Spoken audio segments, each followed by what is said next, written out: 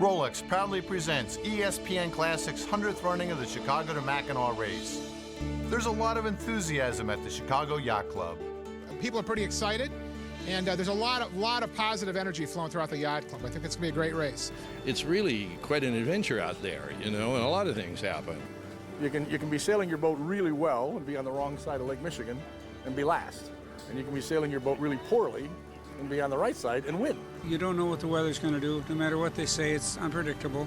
I do it with my kids and my grandkids. And a lot of times we buy used sails and then beat the guy we bought the sails from. It's just a whole unique experience, so it's fun. We're very proud that we've got probably, I think, 435 boats that'll be in this race. It's the largest fleet that we've ever assembled. And from everyone that I've talked to so far, they're all really looking forward to having a great time and a great race. I started with my dad, and now I have my son going with me, and I have a grandson coming up. It just gets in your blood, and you come back every year. Chicago, Illinois, the lakeside city in the heart of America. It's known as the home of the Bulls and the Bears, but Chicago's sporting traditions don't stop at the water's edge. For the Chicago Yacht Club is also the home to some of the country's best freshwater sailors, and every summer they gather along the shores of Lake Michigan to test themselves in a 330-mile rite of passage, the northward sprint to the beautiful resort island of Mackinac. When the race is over, it's time to kick back at the famous Pink Pony Bar or the spacious front lawn of the Grand Hotel. There are a lot of great classic ocean races in the world, like the Sydney to Hobart, Newport to Bermuda, the Fastnet, and the Transpac. But there's another race that's been going on since 1898 in the Great Lakes, the Chicago to Mackinac Classic. And this year, a record 432 boats are competing in this race. Now, it's a little bit different here in the lakes. First of all, the water's fresh, there's no salt water, and the winds can be fickle, even capricious. But everybody out here has the same goal, and that is to get to Mackinac Island first.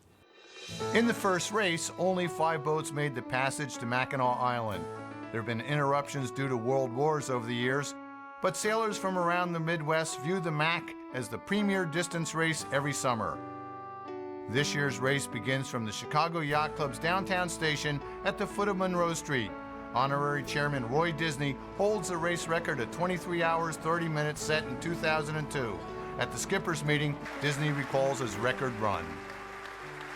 We had a little of everything compressed into 24 hours. We had no wind, we had too much wind, we had a huge thunder shower in the middle of the night. We had rain so hard we couldn't see the other end of the boat. We had lake flies all over us 2 hours later.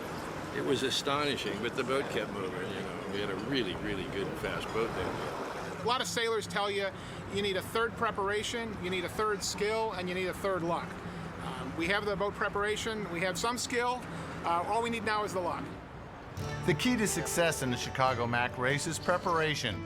As the provisions come aboard and crews attend to last-minute details, U.S. Sailing President Jim Capron explains what's happening behind the scenes. Well, our primary job here is to work with Chicago Yacht Club and get the handicapping right. So we issue certificates, and all of the monohulls have to sail under the ORR handicapping, and U.S. Sailing does that. It's this particular event has been keeping the offshore office really busy for the last 6 weeks.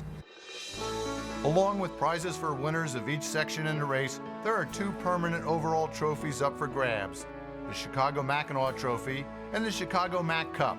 As the sun tries to break through, the weather for this start is unsettled, though it doesn't stop the crowds from gathering at Navy Pier to watch the fleet parade on its way to the starting line. Navigators analyze weather forecasts to figure out which part of the lake to sail in. It's not an easy choice because random thunderstorms and squalls can provide lots of wind or leave calms of no wind at all. I'm trying to figure out what we're going to do. Got any good ideas? Well, here's one. Break out the foul weather gear. This cloudburst dampens enthusiasm, but everyone is looking at the big picture. With his brother Meade, veteran Great Lakes sailor Jan Goujon has been racing his 35-foot trimaran Adagio for almost 40 years. No one ever promised that it would be easy. In spite of the rain, it's time to hoist the sails and get underway.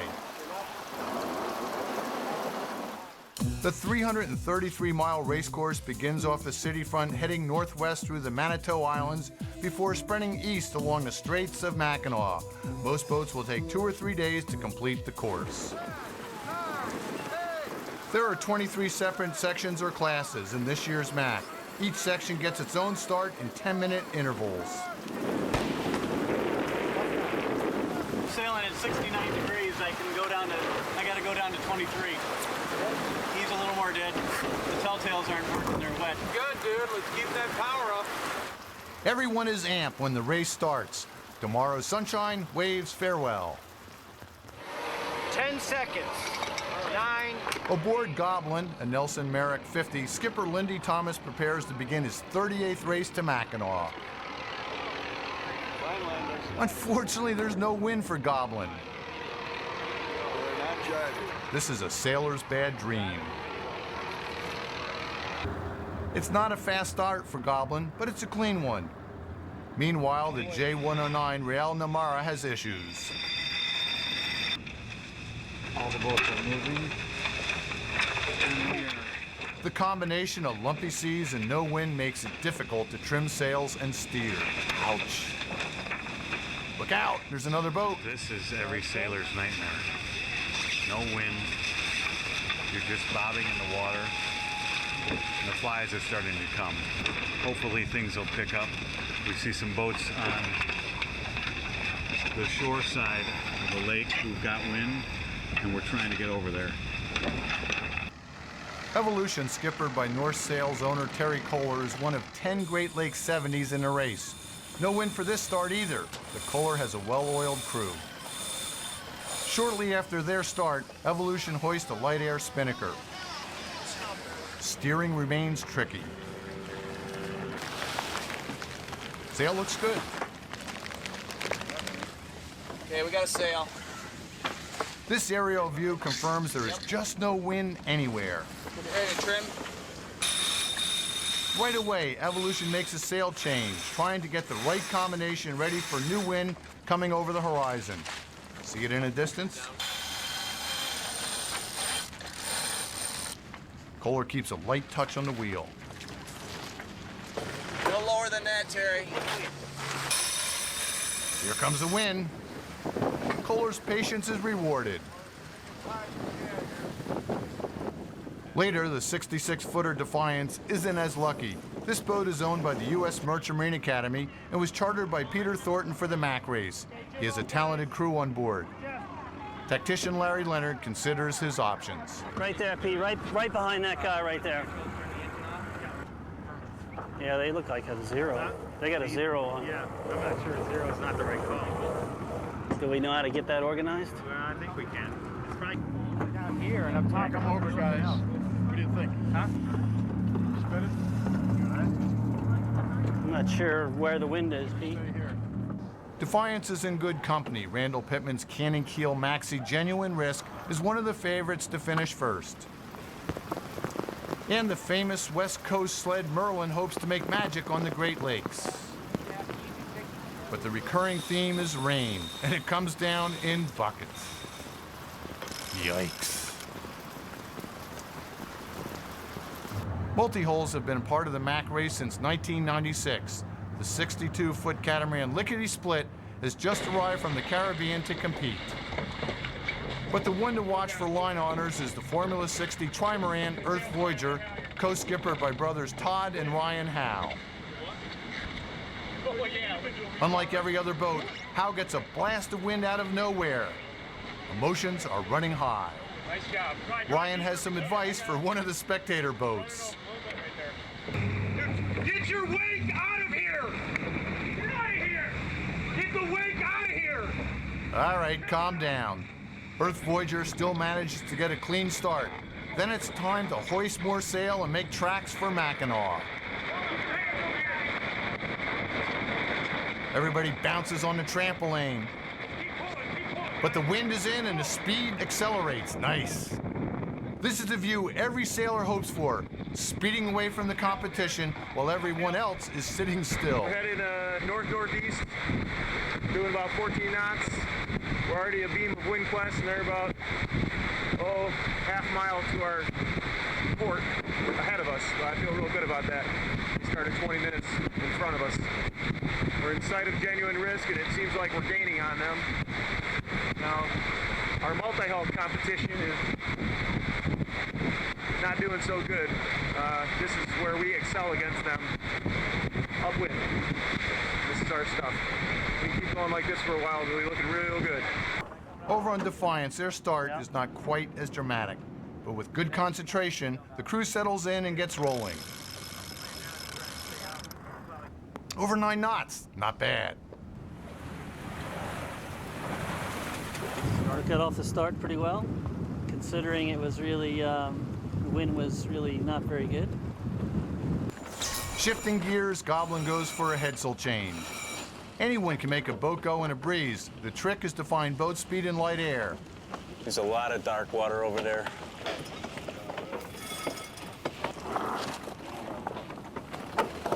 We're getting it. Goblin's crew is hopeful. High side.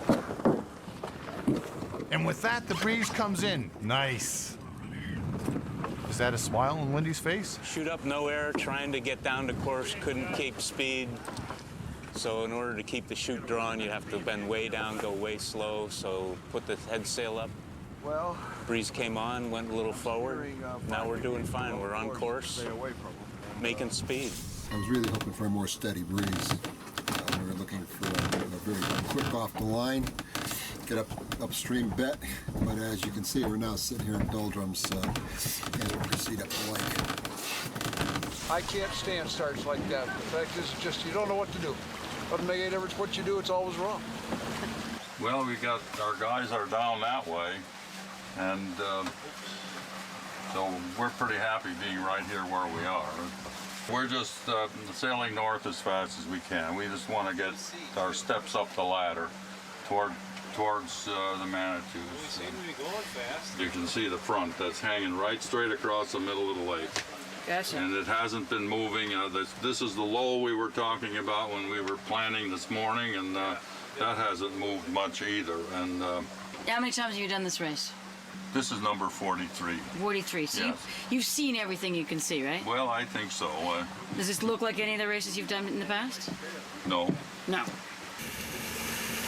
And Skipper Kohler is confused by the strange weather, too. 022? We're still not on course, no. I'm afraid I have to admit that I've devised 7 different strategies, none of which are right.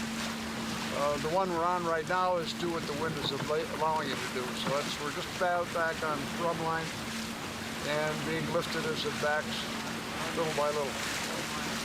But being on a beat is not what I expected at this stage of the race.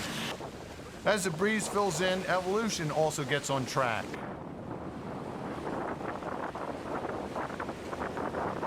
Launched in 1988, Earth Voyager was built by Ray Howe and his sons in the backyard of their home in Rochester, New York. The big multi-hull is one of the fastest boats on Lake Michigan, capable of speeds of over 25 knots. But speed isn't the immediate problem for the sleek trimaran. It's a sudden thick blanket of fog.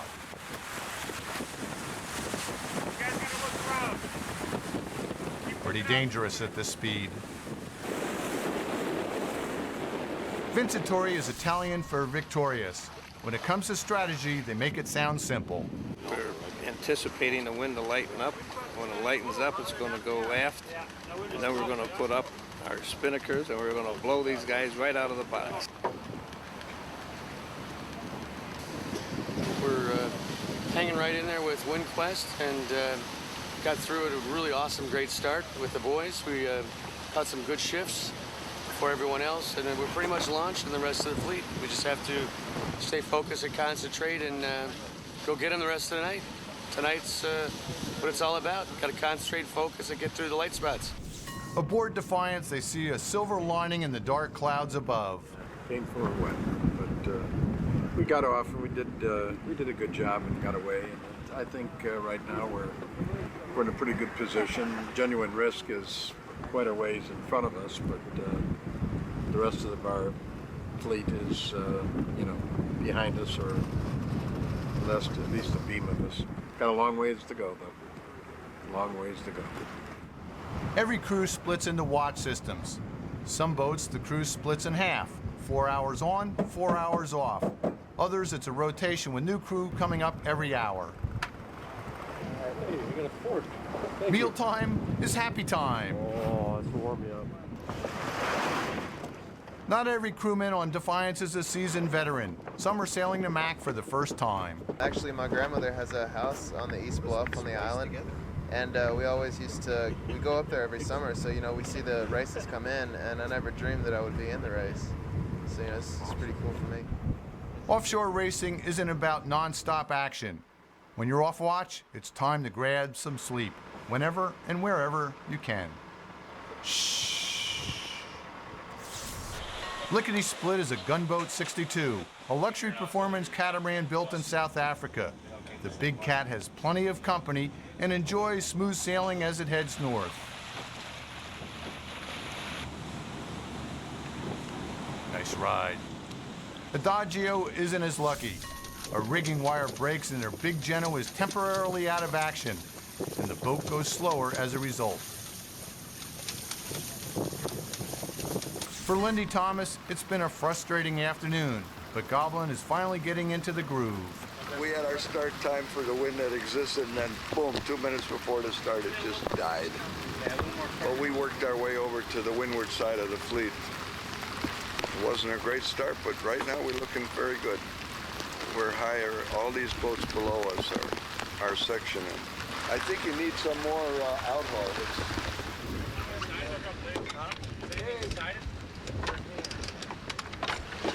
Let's just see if this is gonna hold. The crew makes continual adjustments for maximum gain. Which groove are we in? The guys up ahead are breaking off. We in, Rod? Are they going below course? Starboard, going down. We're in starboard groove now? Okay, good. We're still at 0. 20 degrees around course. I'll go a few more down. On the Erickson 35-footer Providence, it's time to effect an underway repair. Well, we got a main, of course, and we got our jib top up. Winds come forward about 10 degrees since we put it up, of course. So we're outside the optimal range of the jib top, so I think we better go back to the 1. How you guys doing with that winch? Yeah? 4 minutes. All right, whatever. We're going like hell. We're kicking this guy's ass right here. We're going right under him. We're able to fix the problem with the jib winch. How about we get the jib up, So Skipper's gonna want to go to the number 1 now.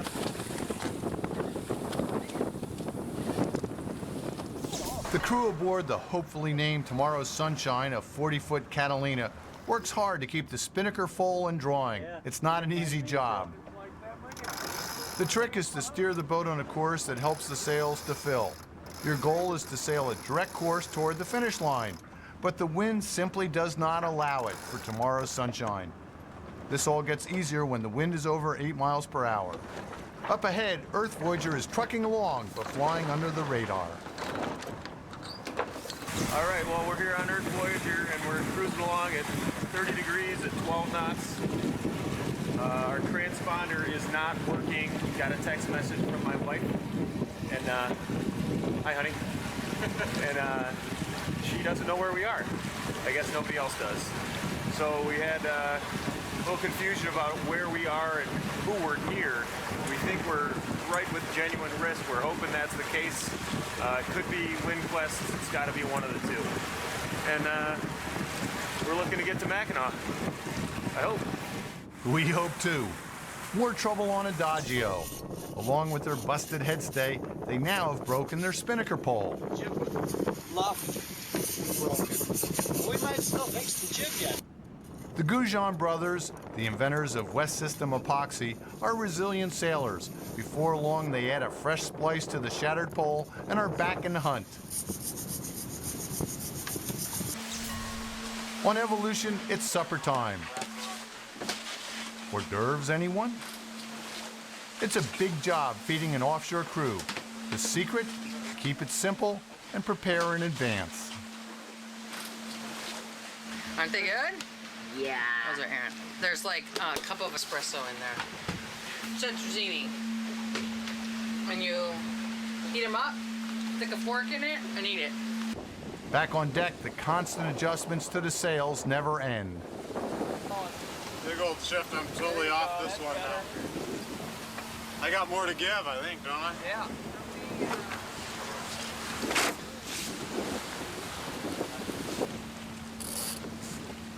Easy sailing as they head north. Maybe that good meal helps. The strategy is do exactly that. Just go right up the rum bottom. Quinn's been favoring us to do that, so I don't think I'm going to refuse the offer. I think I'm on number 32 on seniority, so to speak. I've only done 35, and this is my 36th. The bear is up there at number 12. Number 12. And on the boat total, how many races do we have? 275 Chicago Mackinac race experience on this crew, and we know that the weather's going to change. It's not going to be like this all the way to the island. This fog, I mean, you can kind of see the fog has set in. Is it? Visibility's down under a quarter mile. I guess maybe 250 yards at this point. Not very good. How do you keep track of your competitors when you can't see them? We don't care. We're just going to sail the boat as fast as we can, and we'll see how it comes out when we have the point Benson. We got double A. Man, it is coming up. It's 5 to 10 out of the northwest, huh?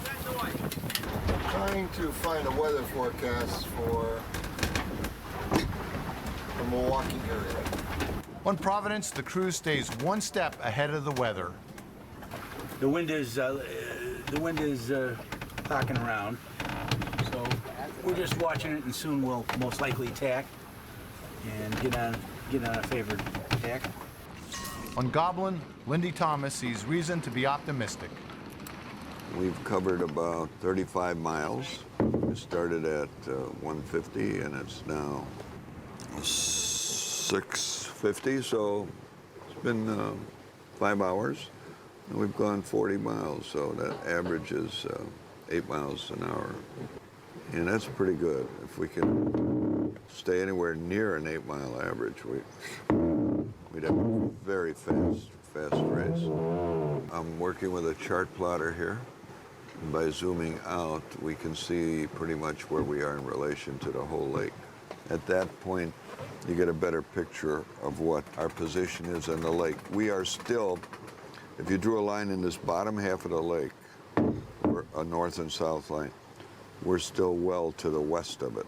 But our course will take us eventually east of the center of the lake and ultimately to that point on the Michigan shore, which is all the way east. And then we will be able to make our turn into the Manitou Passage. So we're doing quite well. We're lucky. We started off with little or no wind, and it was sort of discouraging, but no more. It's now very pleasant to be doing this kind of speed. The weather forecast for this Mackinac race is tricky. There's thunderstorms and big wind predicted, but the weatherman can't tell you when or where that's going to happen. In the meantime, the yachts are struggling in light wind.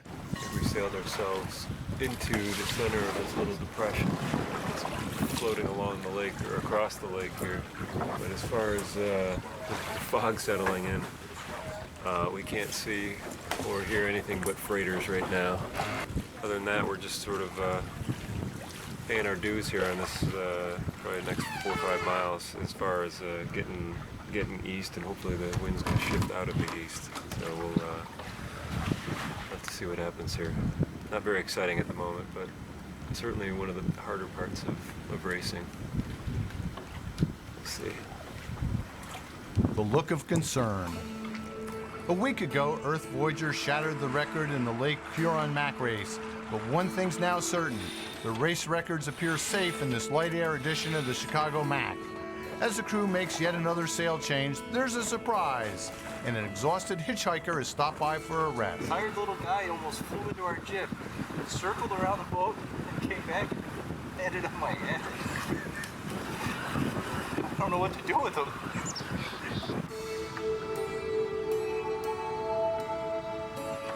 The boat named Fog stands for 4 old guys, not the weather. So here you are, lost in the fog, huh? What do you think? Again, what's there to think? Fortunately, we're all going the same direction and nobody's going to be on starboard we have to worry about. That's a good thing. Sure is. I generally always like to stay to the left, because when you get to the right of the original rum line or course, you wind up on that Michigan shore. Once you're there, it's the shore of broken dreams, they call it. You get stuck over there and you got to tack to come out. You go a lot of extra miles to get around. Come quite a ways north. Visibility's only about, I'd guess, 6 miles. The hazy sun coming through. Temperature's nice, probably around 70. Quite comfortable. The first race took place in 1898 when 5 boats set out from the Chicago Yacht Club's Lakeside Station. That year, Colonel Teddy Roosevelt led his daring Rough Riders up San Juan Hill. The winner was a 64-foot sloop Vanina, covering the course in 52 hours and earning the cash prize of $250. Vanina's proud owner, William Cameron, had no idea what he started. Since World War I, the races continued uninterrupted. The Indian fur traders, who played a prominent role in the island's history, were honored by a canoe-shaped cup minted in 1906.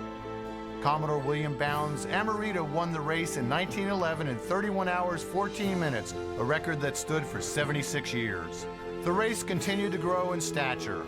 It wasn't always smooth sailing. The 1911 fleet was thrashed by a 70-knot gale. Vencedor was shipwrecked. Mauvergne took a nasty knockdown in the blow. In stormy 1937, there were only 8 finishers. The P-class Olympian won in 1914. The Q-class Virginia won 3 times, and the R-class Sorry won in 1924. Lita had plenty of help on the foredeck. Interesting place to set the spinnaker pole. John Ford's Handsome Royano earned first-to-finish honors 4 times. In 1960, the Island Goat Sailing Society honored sailors who'd raced the Mac 25 times or more. The one constant has been the tremendous race committee and volunteers.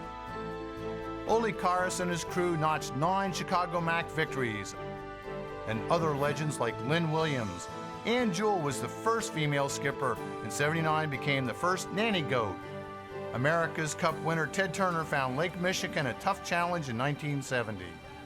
The Wizard of Zenda, Buddy Melges, was another prominent winner. In 1987, Dick Jennings' Pied Piper eclipsed the 70-year record with a 26-hour run. In 2002, Roy Disney set the current record at 23 hours, 30 minutes. Sailors are mighty proud to have their names engraved on this trophy. It's a tradition that'll go on for at least another 100 years. Meanwhile, back on Defiance, the crew continues to make most of the light air and overcast skies. It's almost too much excitement for one of the bowmen.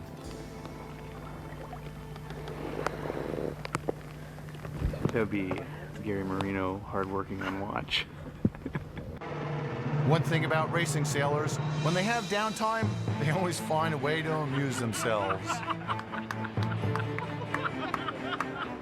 We've got a paper plate folded in half that adds about a 20-degree tilt so that the microwave dish is sitting at an angle almost matching the oven. So we created our own gimbal. Here we go. Okay. Wow, thank you very much. You're welcome. Nice. How come we're not going that fast? We're not that big. Go get them, guys.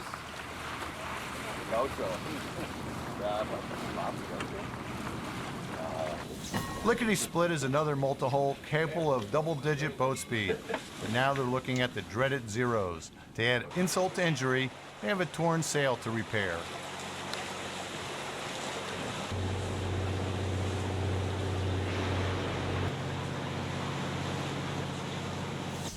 Back on Riel Namara, a crewman is sent aloft to deal with the Windex and lights, even though it will be days before they need to drop anchor. The 2 wings like this one was bent up, so I bent them both down enough that it shouldn't happen again. And are the anchor lights on? The anchor light is on. We're good to go. Aboard Evolution, strong coffee helps the midnight watch keep going while the off watch catches some Z's. The business of tweaking the boat for every last knot of boat speed never ceases. We have no idea where any boat. And yet another sail change in the twilight this time.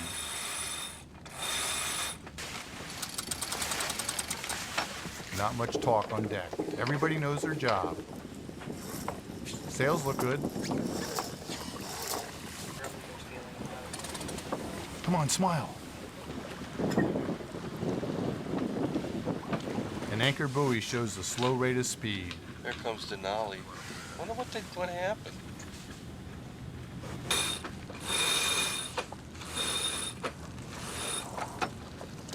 Careful. There's a 10-12. Yeah, a little deeper there. Yeah, Little Sobble here. We're just north of that. And then Big Sobble comes up next. That's, you know, sort of the landmark. And then the next landmark is Point Betsy. Come back, little guy. Everyone who sails the Mac knows about the flies, but there are other winged creatures overhead. Oh, no. This is not uncommon on this lake. We've had bats many times. We've had small birds, big birds. They get tired and they take a rest on the back of the boat for a while, and then they go. But this guy wants to live with us. We've had one hanging upside down inside of our spinnaker years ago, and he just stayed there like most of the day. Here comes the bat. Here he's on the boat. There he is. Don't let him in the cabin. Close it. It's about 5 in the morning. There's no sunrise aboard tomorrow's sunshine. Time moves slowly at the beginning of the new day.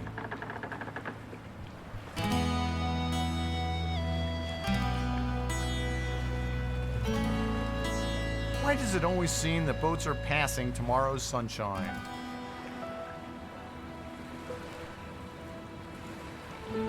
Lucky Spider will find many flies out here on the lake. Back on Goblin, engulfed in their own little world.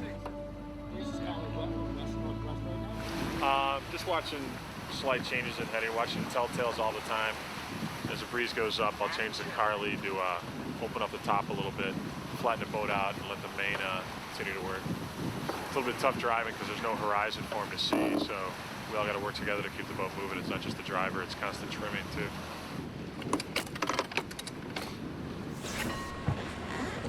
Been here, done this, but somehow the 100th running seems a little bit more special, you know? A little bit more bearable. It could be worse. Oh, yeah. Yeah, it could be no air, no movement, and biting flies instead of just flies. Then you're wearing your foul weather gear in 80-degree weather just does not get drained of blood. Could be in the 90s and biting flies. Yeah. And we've had mosquitoes, too. Sunday morning, and the wind is light. We've got our big jib up. Still foggy. Haven't seen too many boats, except the one behind us. Not our class. Where are they? Back on Evolution, still searching for the elusive wind. Yeah, that's Nightmare. Nightmare. Back line and the after guy, off the winch. The solution? Set new sails, of course. Thumb up, roll out the staysail. A good sign the wind is up.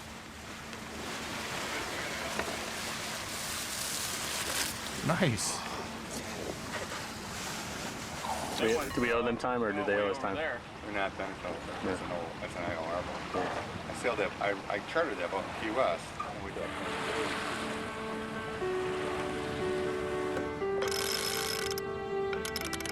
On board Fog, the crew has this Beneteau 36.7 flying.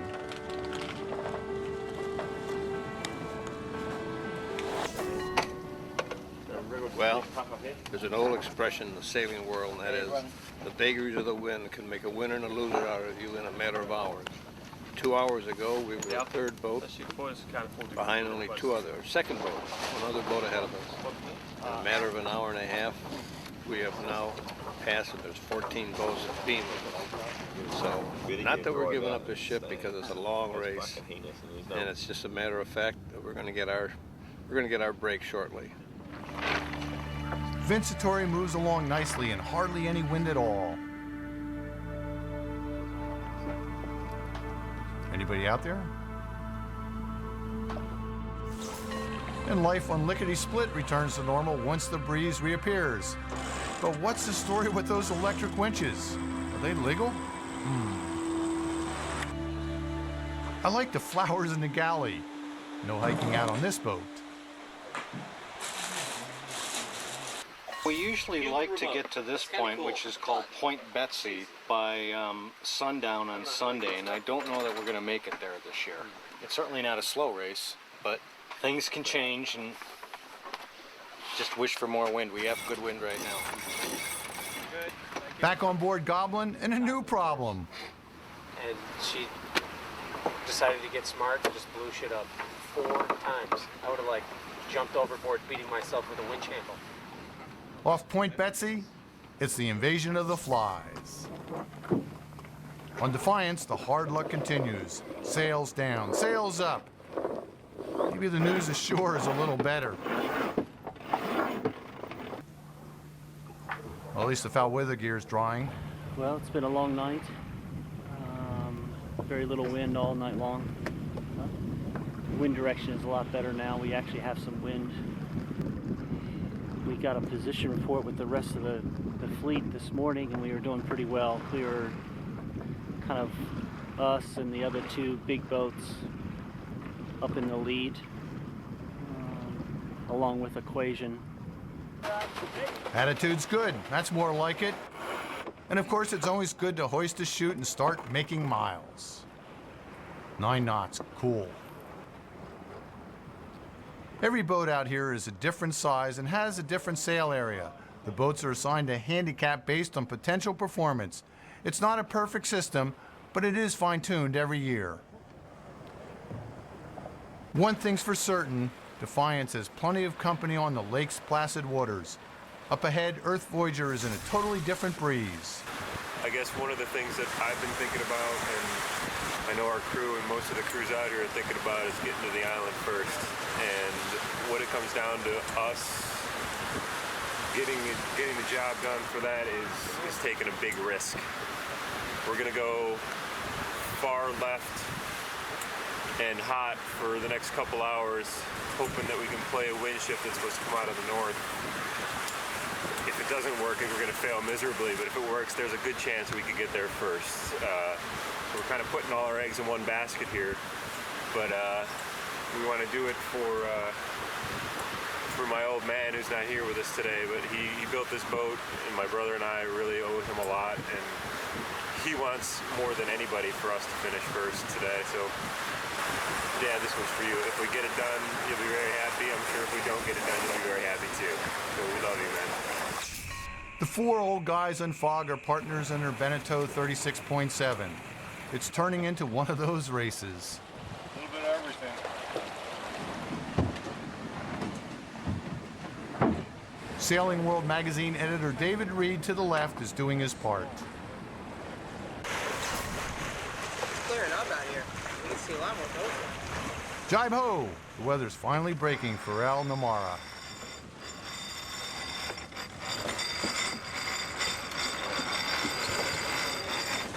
Right there. Hold that for a second. Down 1. Feel it heel. See it luff a little bit. Come down 1. Hold that. Just trying to locate breeze. I'm taking a look at the radar right now. Wind just got light. I gotta go up top. All right. Well, I'm trying to put this radar reflector together, and we don't use these things that often because we usually don't have that much fog. And these things make it look as big as a battleship. Oh, we get the air horn out if we need it. Are we doing a jibe or not? Let's find out what's going on here first. Okay. Let's see, I'm trying to think which jibe do I want to be on. Well, 5-minute rule. Let's think about what we really want to do before we do anything. I would like, if I could snap my finger, I would like the 3/4 up. Which jibe? Well, that's a separate question. Pull down. Get the pull down, Bull. Pull down. Pull down. Should be on that pull down there. Drop the pull. Okay. All right, trip it.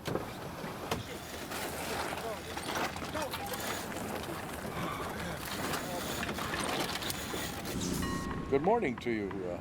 Good morning, Captain John. Laying down on the job. It is truly a worthy way to spend your time. You start to appreciate this more as you get older, you know, knowing that there possibly won't be that many more of these. This will get it out of my system, I think, for good. Hot, slow, and flies. Oh yeah, it wouldn't be the Mac without the flies. Famous Michigan flies. These flies, oh yeah, that's a Lake Michigan special. This is nothing.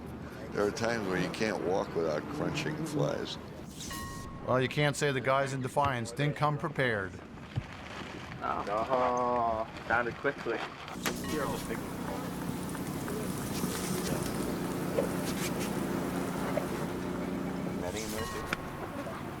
What's that? All I can say is I'm not proud of the look, but it's the only way you survive down below with the flies. So basically, here is Genuine Risk, who's winning the race. And here's WinQuest, who's in second, and here's Equation. It's probably winning our class right now.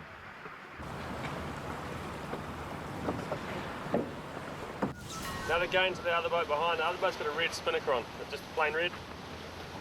It might be the Nightmare or someone, eh? Laughlin Vincitory continues. The crew is doing well on their Transpac 52 compared with other boats. Victorious, maybe?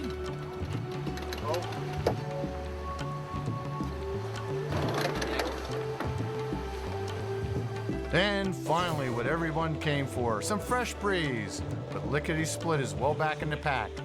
By this stage, the 62-foot cat should be well ahead of the 40-foot regardless. Well, they're passing him now. And it brings a smile.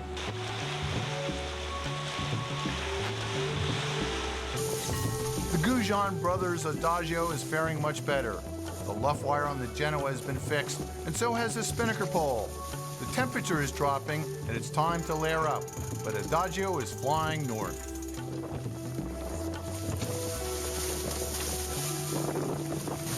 Good sail change, good choice. Tried a little faster now than we were. We're a bit concerned that the wind off the shore is not going to hold tonight. And we're not sure whether to head in with the larger boats or stay offshore.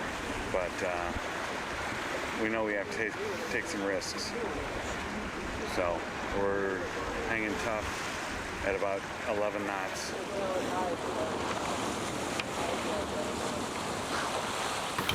We're always optimistic. We're always optimistic. I think we're doing good. This is Mac number 26 for me. Right now it's probably one of the more challenging. A lot of fog, a lot of different weather conditions, everything from light air to heavy air. So this is sort of an all-inclusive Mac, as our Mac chairman Greg promised us. Some challenging conditions. We got the A-team up on watch here. We're Tigers. Brr.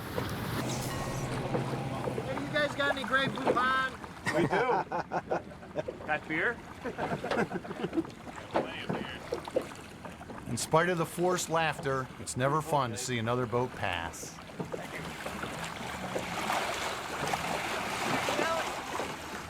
Trying to get there. Exciting. Earth Voyager's gamble hasn't paid off, but the crew is still trying to catch Genuine Risk and WinQuest, the only boats in front of them. All right, well, we're going along here on Earth Voyager on Sunday evening, just after supper. We're north of the Manitou Islands, about 10 miles, headed towards Gray's Reef. We have about 50 miles to go to there, and we're jibing downwind, and we're averaging about 14 knots. And it's been an interesting day here on the Chicago Mackinac race. We're definitely had light air conditions, upwind, and then light air conditions downwind, and unfortunately we let the two big boys slip away from us. Couldn't keep up with them.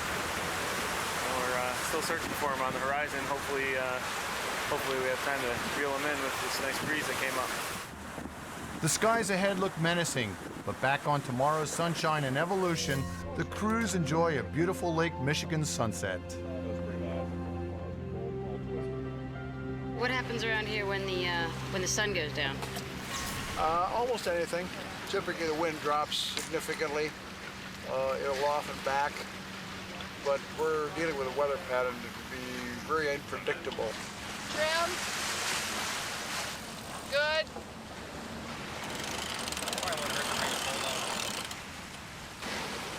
With the competition squarely in their sights, Evolution executes a textbook spinnaker hoist. For amateur foredeck crew, this is how it's done.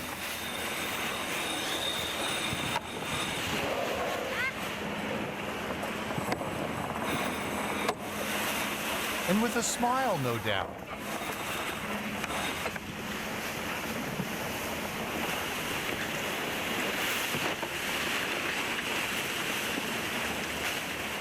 Ready? Spike it.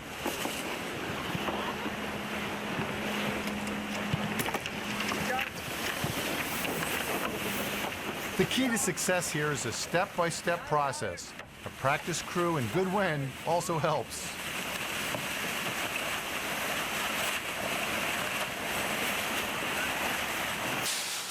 Now that the new kite is set, it's time to pack the old one for the next inevitable sail change. It's hard, back-breaking work, but done with great efficiency.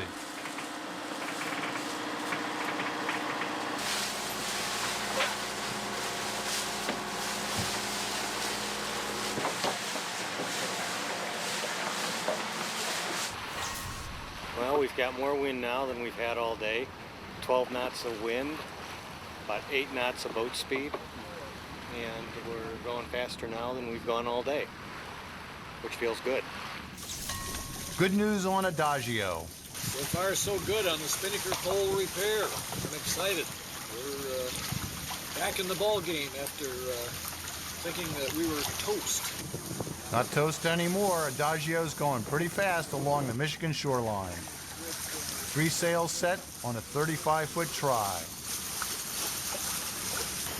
And right now I think we're doing about 12 knots, plus 2 waves on our way up to Mackinac. That's a pretty good sized wake we're throwing up. Glad to get out of that fog bank. Yeah, we'll just sail up close to the beach and have someone already. Of course, it wouldn't be a Mac race without a thunderstorm. Aboard Defiance, it's quite literally the calm before the storm. We don't see anybody, and we're hoping that we're at the front of the pack by now. That's about as much as we know. The only thing we know for sure is that the wind's not doing what they forecast. How's it going? Pretty good. Nice night for sail, huh? Oh yeah. Sleeping. Pretty dark over here. Hold that. Lex, maybe we ought to get on to the 3 then.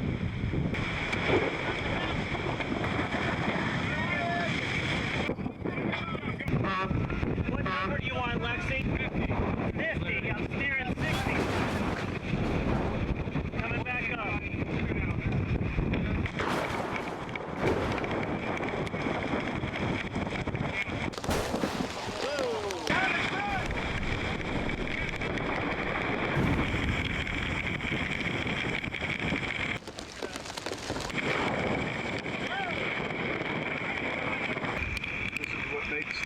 That 90% Warden and 10% Terror.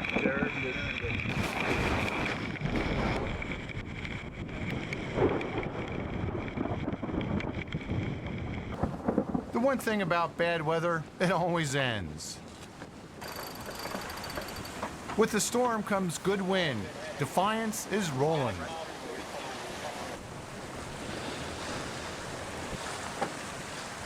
When you get to Gray's Reef, you've got the bulk of the mileage behind you, and now you've got a 3.5 mile run north to the next mark, which is a can called 3. And then we turn right and head east to the Mackinac Bridge. This will be the 38th time, I guess, going by it in a race. It's just a nice, comforting thing to see that lighthouse there year after year after year. Almost there. The straits here are fairly notorious for having 2 or 3 different wind patterns, and in the center of the straits, it's virtually no air at all. And so we've got about 10 boats standing still. We saw a shaft of wind up to the left, and tack for it went backwards a little bit in order to get into the new wind. So now we're actually sailing along at about 8 knots when everyone else is standing still in the middle of the straits. It's Uncle Lindy's cunning and guile here, working after 38 of these things. Wait after Doug and Tom. Keep you. Meanwhile, Raynell Namara is making good progress to the north. We're coming through the Manitou Islands here. Just kind of made the ley line just to get in, barely. We picked up. A lot of people went inland, had to tack out, come out here. We made it on one tack, trying to make it all the way through. Got boats all around us. Didn't see people a lot last night, then all of a sudden lights just started appearing out of nowhere. And they're ahead of us? I don't think so. Not after the knock they took way out there, but it is possible they still are. And where are we heading? Gray's Reef. Gray's Reef. Turning this lighthouse is always a defining moment. Thank you. We just took down our chute at the Genoa. We're heading about 90 degrees of where we were heading before. The big front came in, nice clouds, heavy wind. We were prepared.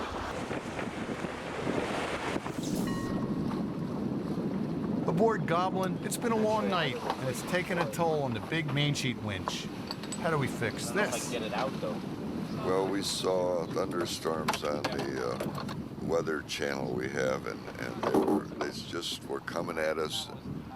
It really looked bad, and then they just sort of dissipated and turned into rain. No lightning. We didn't see lightning. There was plenty of lightning down south. Now, the smaller boats would have been in that lightning. I'm sure they'll have some horror stories to tell.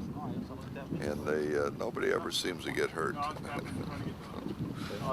God watches over stupid sailers who are out here in thunderstorms. And we're the highest thing on the water. No trees. The lightning sees a mast in it. That's the first thing it's going to hit. One of the bearing posts slipped out of the bottom, so we're going to try to fix it back up. In the meantime, we've got the main sheet on that side tied off, which is fine. Go right around the blue line. But it means I'm not doing what I'm supposed to be doing. I said it's a good thing we practiced this all winter in the dark.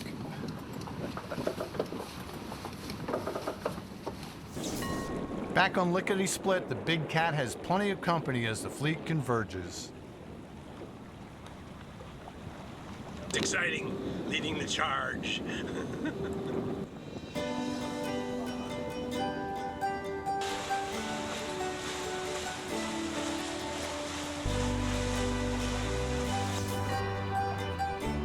Aboard Defiance, the thunderstorms and squalls are a distant memory.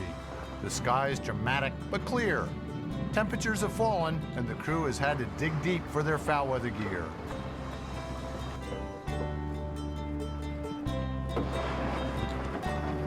Defiance keeps working, desperately looking for a way to catch up, but reality is setting in. We know we're not going to win the race, but given all the light air we've been through, it's nice to be moving. What we expected the whole race which was around 10 knots, so a little disappointing we're not up in the leaders, but it's good to be on the last leg home. No bugs, that's the nicest thing. I guess when it gets cold, the bugs go home. Hopefully it's cold enough now that we won't see them again. Good attitude in a tough situation. It's a cool gray day on tomorrow's sunshine, but the crew is still very much in a boat race and keeping a close eye on the competition. Sail number 51293. Yacht name 18 degrees. Owner Jerry Setzer. Length overall 44 feet. Type Swan 44 Mark II. Color blue. Chicago Yacht Club. Division Mac Code Section 5. On board Fog, the old guys may rule, but the young guys are already thinking about that first beer ashore. Yep, it's coming soon. You almost made that, bud? Oh, I'm ready for that bud. Earlier on Earth Voyager, the conditions are finally ideal for a blast toward the finish line. The crew is left wondering, what if?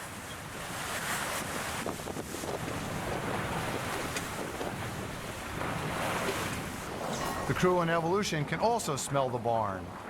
We are in the Grays Reef Passage, and we're 9 tenths of a mile from Can 3, which is the last marking course. We passed the stripes before dark last night, finally, and she's about 2 miles behind us. On Lake Michigan, freighters are always a hazard to small boats. They always show up at 3 o'clock in the morning right before the watch change. Because, you know, in the middle of the night, you're tired, you're usually cold, and so it's you know, you're disoriented. And it's not a favor, you know. Time for a snack. There's just different cookies for different times of the day. The magic cookie bars are only for after midnight. Between midnight and 4 o'clock is the only time you can eat those. Oatmeal cookies are a morning or afternoon snack. The most prominent landmark in the Chicago Mackinac race is the Mackinac Bridge. It was opened in 1957, and it's the longest span over the Great Lakes. Now, the reason it's prominent is every sailor likes to get here. In 2002, Roy Disney's Pyewacket reached this point in 23 hours. But 24 hours after the start, there's not a boat out in the horizon. No records are going to be set in the 100th running of the Mackinac race. Genuine Risk and WinQuest are already finished, but Earth Voyager is the first multi-hull and third boat overall to sail under the bridge and complete the 100th Mac. Evolution's not far behind. And then you have to add 5 feet for the wind wand. That's 82, and the clearance is 86. But we're heeled over by 30 degrees. Doesn't that help? Oh, here it goes. Rick's coming down. Every year we make it. This is my 6th Mac race, and this has been a good one. This has had everything that we've always enjoyed on the others, but it's this is a brand new boat. It's a much more comfortable ride. It's a faster ride. What can you say? I mean, it is what it is. You know, when you do the others on a J30 and when you step up to this is really nice. It's been a bit of an up and down race. We've had mixed conditions, a lot of reaching to so far, a lot of sail changes. You know, we've had variables from anything from 2 knots of wind to it's up to sort of like 14, 15 knots, and had a little bit of rain this morning. All in all, it's pretty good, you know. Well, it's getting close to the finish line. We're about a half a mile from the bridge. Oh my God, we see one competitor behind us, and there's 4 ahead of us. So it's not bad considering there's 375 boats. Not bad at all. Not bad, but for Defiance, the race has been a long, trying ordeal, and the final miles are no less exasperating. You've had this happen so many times when the guy that's leading parks and we sail right up to him. I mean, it's the most heartbreaking thing you can imagine. After you lead the entire race and then you get within spitting distance of the island and you run out of breeze. Very frustrating. Here we go, guys. We feel your pain.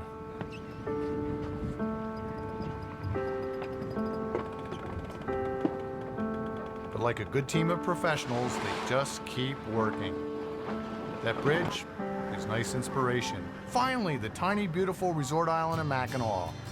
Along with the outstanding race committee, a small army of volunteers and staff from the Chicago Yacht Club, they've been maintaining a 24-hour vigil, tracking the progress of the fleet and recording every finish. Friends and family members are lining the shore, waiting for their loved ones to arrive. Anticipation is running high. Evolution is one of the leaders as she sails past the majestic Grand Hotel. The finish line is just ahead.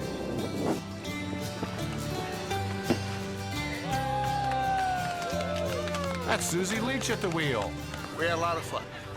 Unfortunately, although we finished first in our class, we were going to take second place. But we've been sailing together for so long at this point, on this sled, this one and the previous sled, for 18 years now. This is literally our 18th Chicago Mackinac race. And the nut of it is that all of those guys and gals really know what they're doing. I don't even have to tell anybody what to do, they do it. But we've been at it for a long, long time. We really enjoy it. We do the best we can to make our boat competitive, and certainly the crew is competitive. There's no question about that. I'm very, very proud of them. Congratulations, Bill. We hope we're on video. Yeah. It's good change. Sugar point one. Getting close, boys. 100th max, 6 boat in. Yeah, baby. No, you know what it is? It's because it's us. We're gonna use the stern of the boat, not the bow. There you go. Sadly, nothing is proving easy for Defiance, now drifting over a flat, calm, windless sea. Maybe a snack or an offering to the wind gods will help. We're going to have an offering to the gods.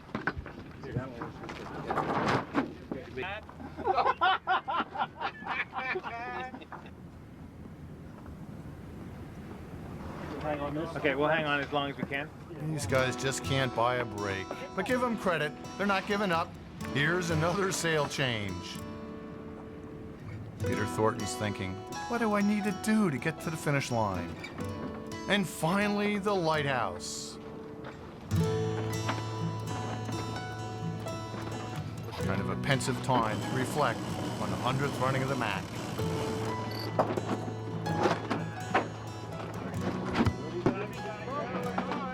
There's the gun, but no relief. Woo! Good. First Mackinac completed. Took a while at the end, but still pretty fun. For today on Monday. It's heading you a little bit now, Stewie.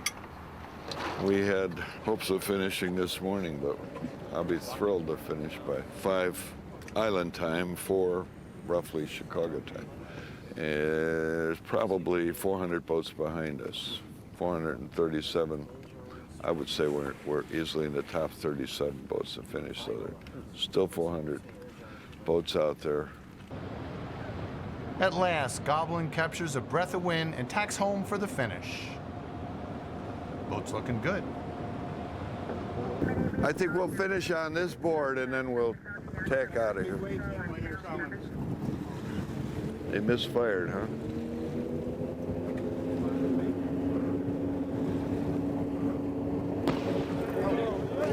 Thank you. We are entering the final mile and a half to the finish. This is what we have to do. We're leaning over the edges. Here comes to the chop and another puff. Mike is calling out the puff and chop. It's coming, guys. Here we go. That's us. On Fog, the 36-footer is in a tight pack with just a handful of miles to go as the sun sets. We're 5 miles from the Mack Island Bridge, which means we're 10 miles from the finish line. We're hopeful that we did better than we thought. Providence and race chairman Greg Marecki. There we go. 5:02:28. Perfect. It's probably one of the toughest that we've ever had. At least in my 26 humble little years. Tomorrow's sunshine is next.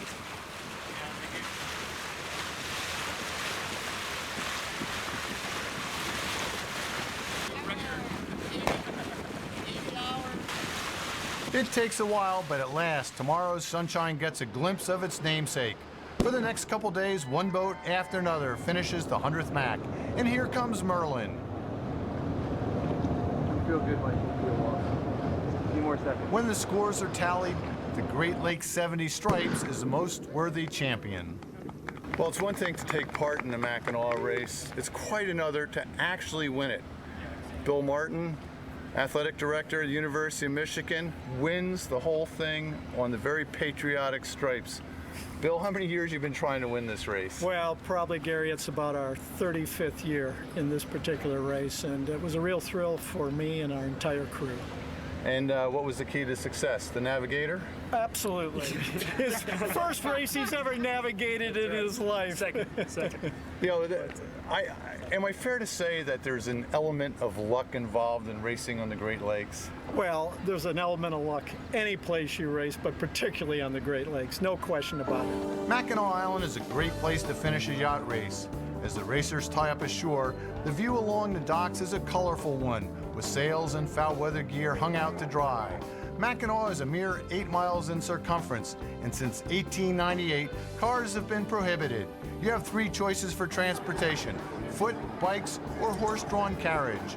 The Mack fleet takes over the island, especially the downtown bars, shops, and restaurants. Year-round, there's only about 500-600 registered voters, but during the summertime, we can have 5,000 to 7,000 people and 20,000 people for a big event like this. The Grand Hotel was originally 200 guest rooms. We were built, instead of 9 to 11 months that it would normally take to build a large wood frame hotel, 600 laborers without electricity assembled the entire hotel with 1,500,000 board feet of Michigan white pine, and they did it in 93 days. Impressive. If you don't do anything else on Mackinac, you need to stop at one of the downtown fudge shops.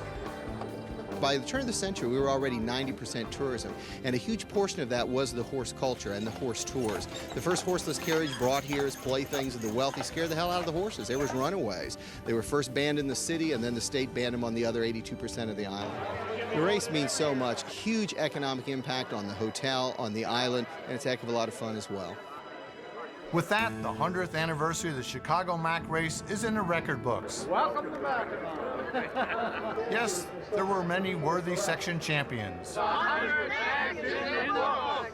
But the Mack has always been about much more than winning and losing. And on behalf of the city of Mackinac Island, I would like to present to the Commodore of the Chicago Yacht Club the key to the city. It's about facing a great challenge with your family and your mates. May we have many more years of great sailing. Have a wonderful time. It's about being a part of something passed down through the generations. About one of America's great heartland sporting traditions. Archimedes 2, inventor of the screw. What do we do? Welcome to 5,000 happy sailors. We are U.S. Sailing, another old boat. All together now.